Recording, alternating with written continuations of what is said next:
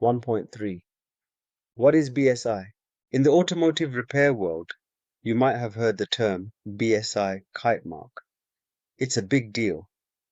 The BSI Kitemark for vehicle damage repair, which is based on the standard BS 1125-222, is a nationally recognized quality mark here in the UK.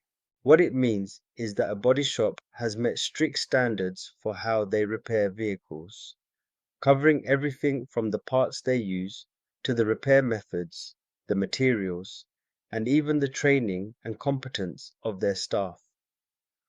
When a body shop is BSI accredited, it tells insurers and customers that every repair is carried out safely, correctly, and to a consistent professional standard. In short, BSI is about trust and quality. It gives confidence that the vehicle is being repaired to manufacturer-approved methods and that safety isn't being compromised just to save time or money. So whenever you see the BSI kite mark on a body shop's wall, that's not just a logo. It's proof that the business has been independently audited and approved to deliver repairs that meet the highest standards in the industry.